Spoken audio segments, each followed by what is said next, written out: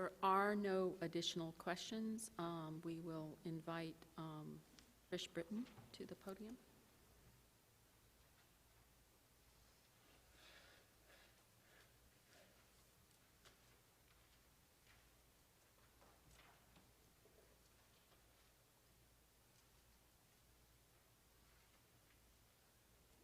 Thank you very much.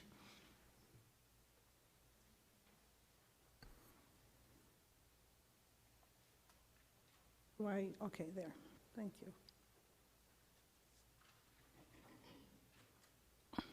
Okay, I'm going to be talking about the USDA food patterns in relation to the Dietary Guidelines Advisory Committee work in 2015. And I'm hoping to be able to cover three major points that I'm sure are of interest to the committee. First is how we are now using usual intake distributions when we set food pattern recommendations, and show you some examples of that. You heard Alice talk about potassium being a nutrient of concern, and I want to talk about that and the amounts in the food patterns. I think that that's of relevance to any audience, including WIC. And then look at a modeling exercise we did on evaluation of the food pattern adequacy, specifically for young children. So I'm just going to do Food Patterns 101 for 2 seconds, and that is the USDA food patterns are recommendations for what and how much to eat and drink to meet dietary guidelines and DRI recommendations, whatever the current recommendations are. These patterns have evolved since the 1980s, and at that point in time, they were the first recommendations for a total diet, as opposed to the foundation diet of the Basic Four and the older food guides. They try to capture everything a person should eat, not just the basics for adequacy. And if you remember way back, like I do, it was like, and then you can eat anything else you want. We don't say that anymore.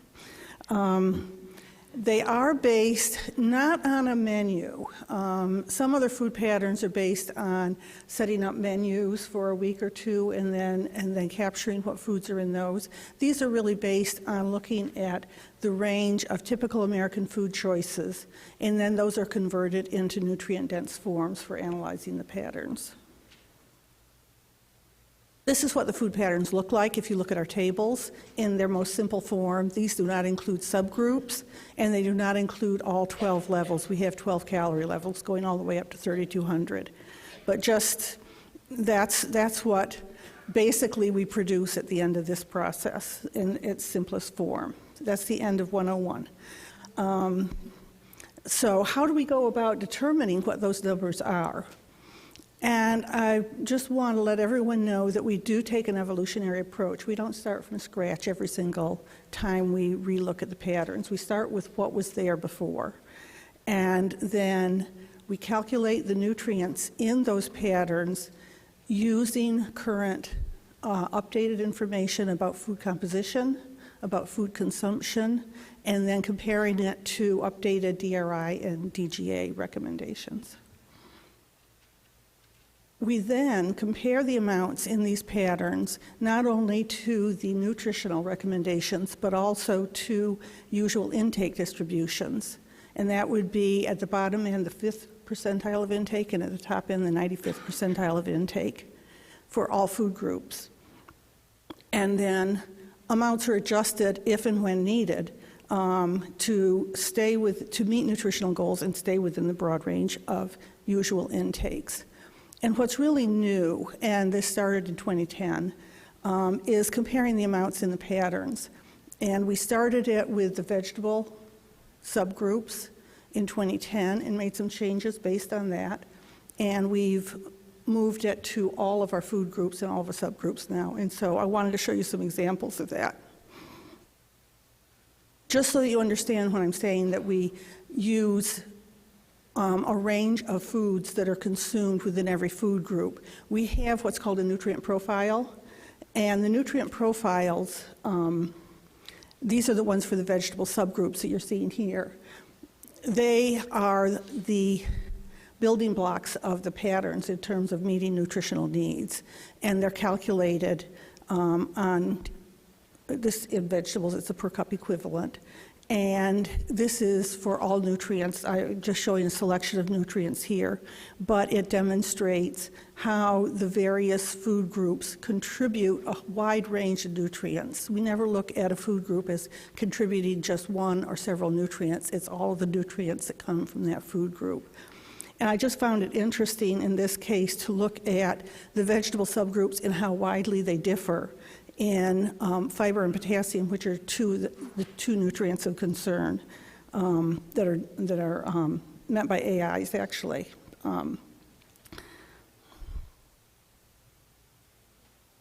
This figure is actually from an article in JND in 2012 that discusses how we use these usual intake distributions in 2010 when we did it just for the vegetable subgroups.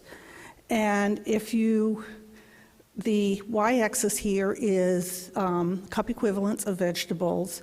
The x-axis shows each individual food group.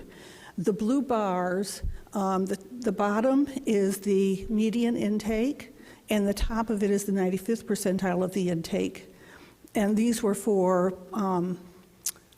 2001 to 2004 in Haynes intakes at this point in time. And then the red bar that goes across is the recommendation. So for the 2005 food patterns, and I'm just going to highlight three of the subgroups because they did not change in their composition, the foods that were in them.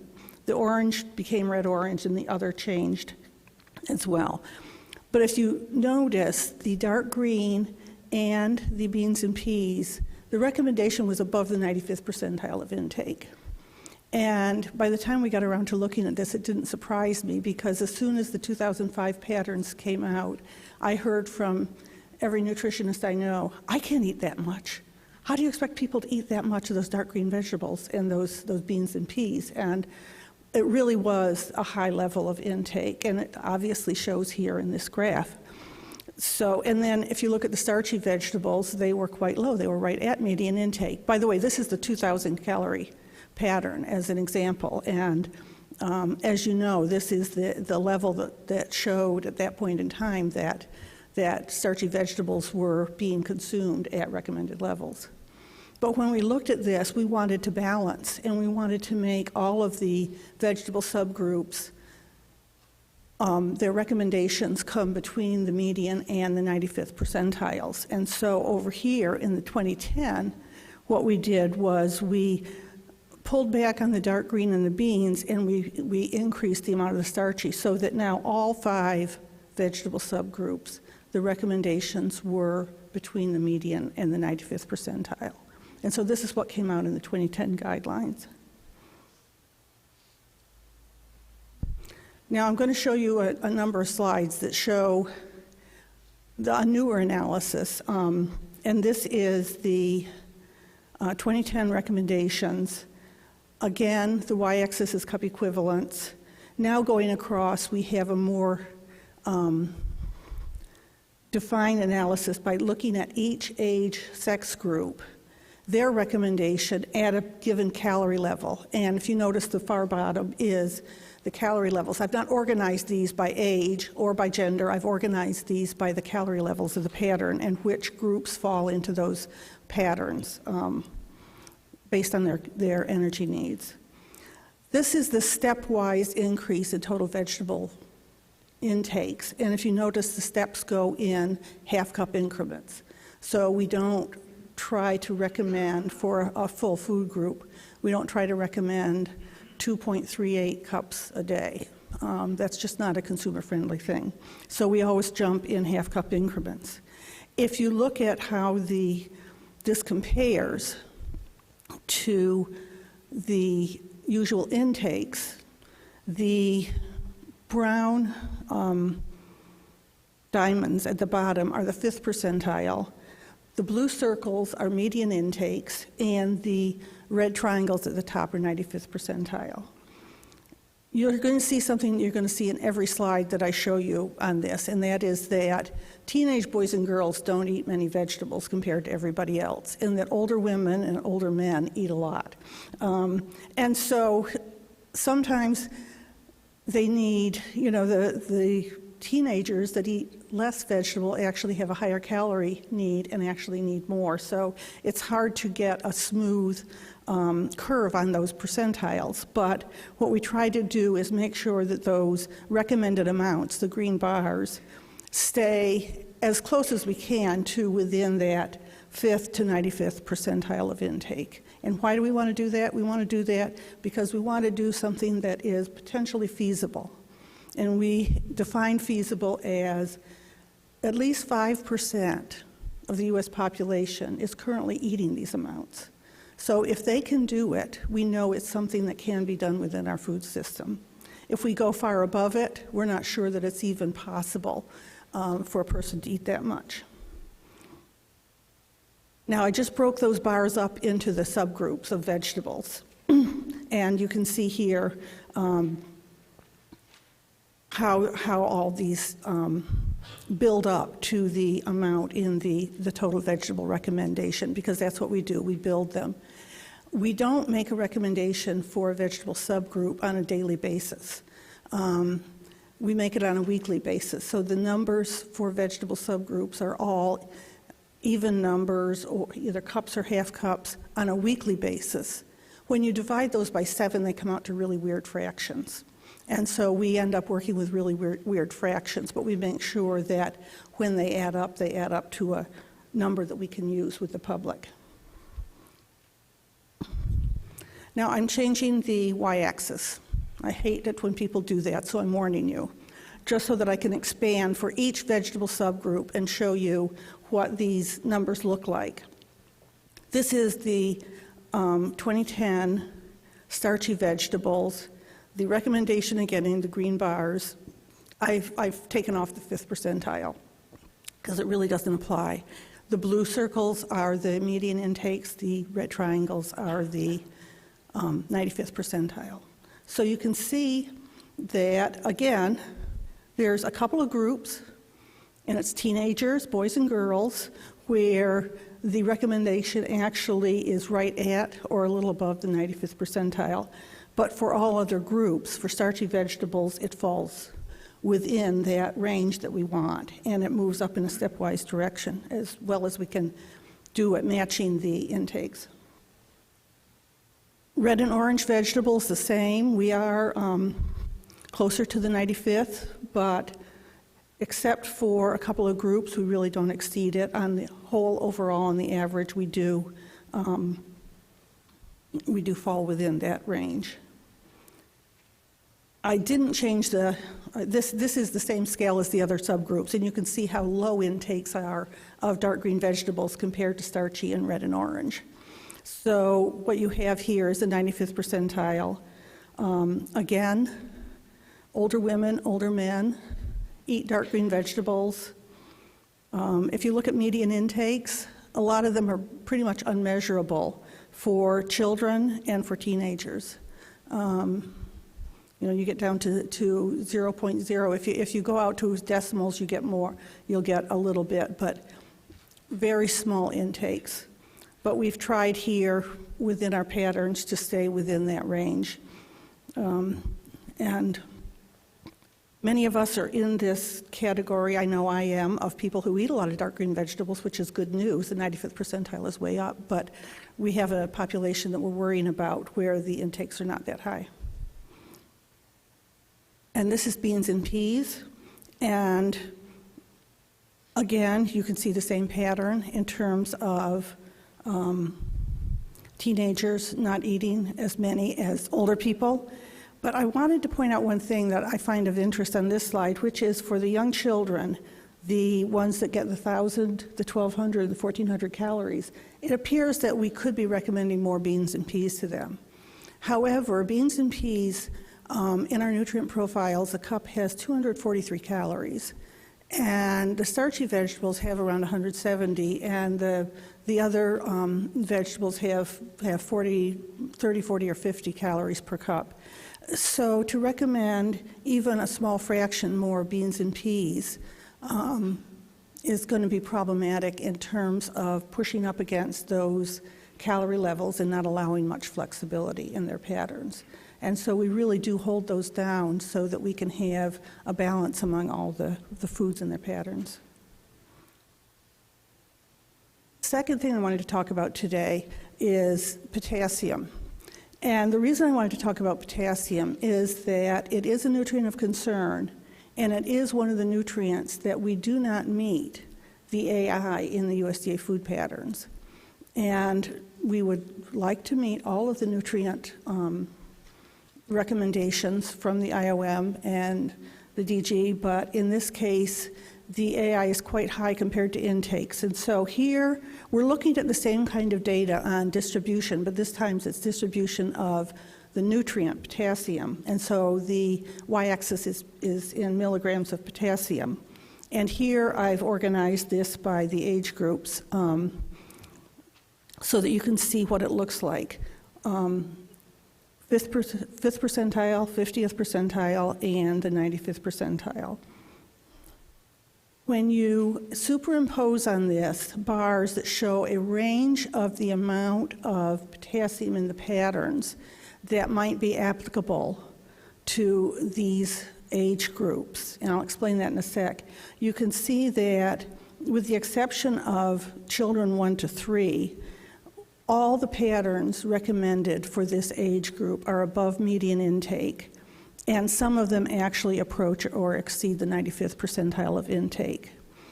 And so the bottom end of the green bars in every case is the pattern at the lowest calorie level recommended for that age group. So for the 1 to 3-year-olds, it would be 1,000 calories.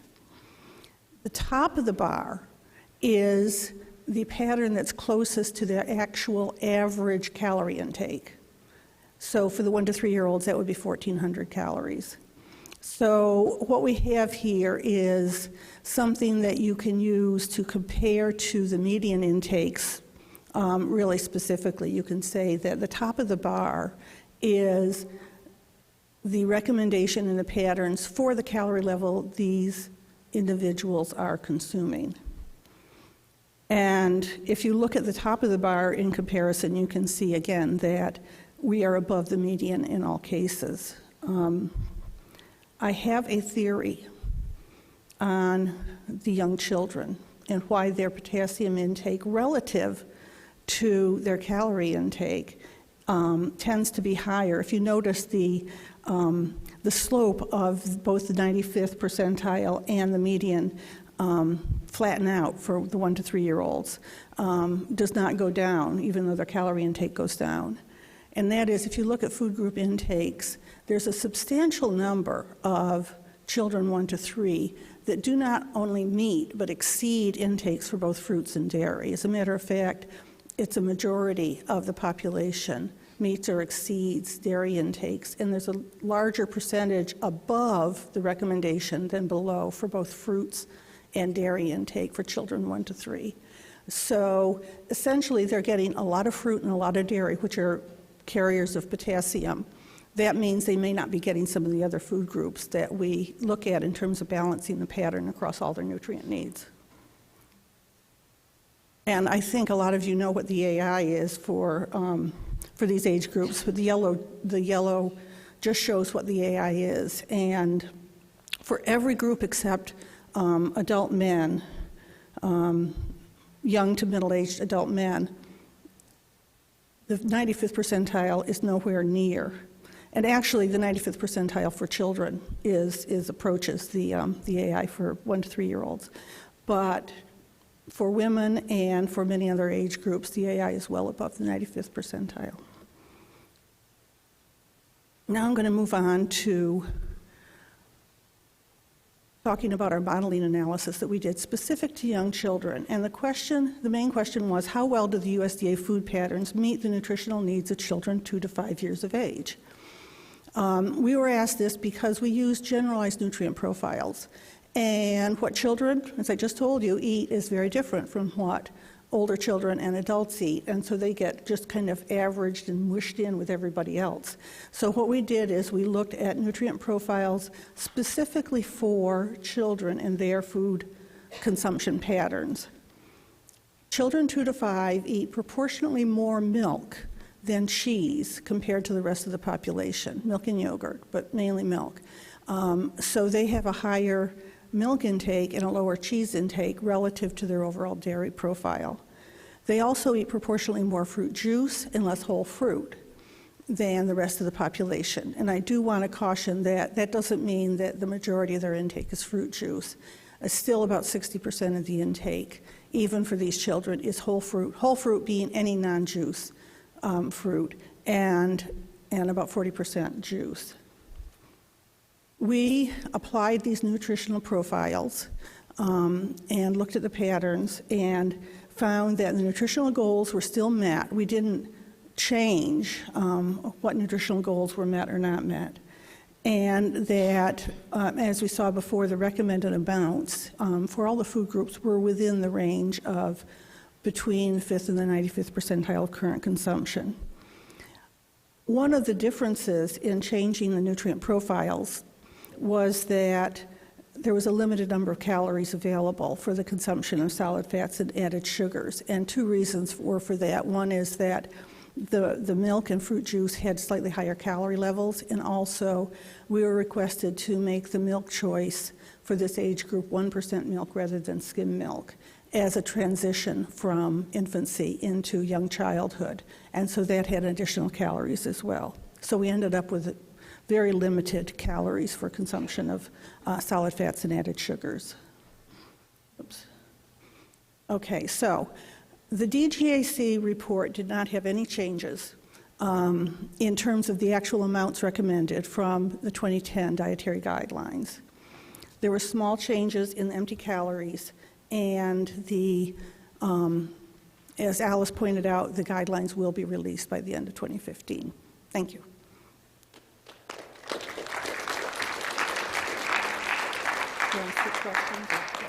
Thank you, Trish. We have time for maybe one clarification question from committee or consultant for Trish.